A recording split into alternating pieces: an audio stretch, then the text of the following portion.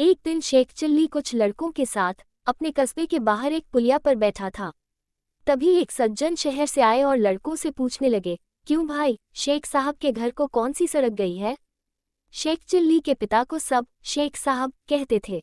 उस गांव में वैसे तो बहुत से शेख थे, परंतु शेख साहब चिल्ली के अब्बाजान ही कहलाते थे। वो व्यक्ति उन्हीं के बारे में पूछ रहा था। वो शेख साहब के घर जाना चाहता था, परंतु उसने पूछा था कि शेख साहब के घर कौन सा रास्ता जाता है।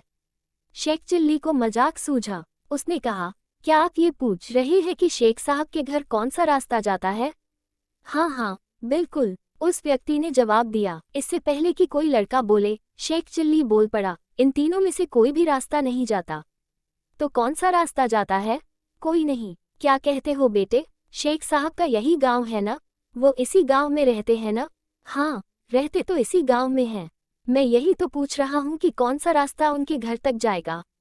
साहब, घर तक तो आप जाएंगे, शेख चिल्ली ने उत्तर दिया। ये सड़क और रास्ते यही रहते हैं और यही पड़े रहेंगे। ये कहीं नहीं जाते, ये बेचारे तो चल ही नहीं सकते। इसीलिए मैंने कहा था कि रास्ते, ये सड़कें कहीं नहीं जाती, यहीं पर रहती हैं। मैं शेख साहब का बेटा चिल्ली हूँ। मैं वो रास्ता बताता हूँ जिस पर चलकर आप घर तक पहुँच जाएंगे। अरे बेटा चिल्ली, वो आदमी प्रसन्न होकर बोला, तू तो वाकई बड़ा समझदार और बुद्धिमान हो गया है।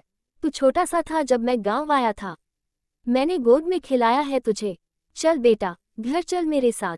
तेरे अब्बा शेख साहब मेरे लंगोटिया यार हैं, और मैं तेरे रिश्ते की बात करने आया हूँ।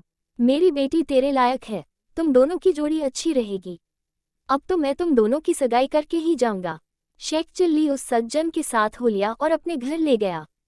कहते हैं, आगे चलकर यही सज्जन शेख चिल्ली के ससुर बने।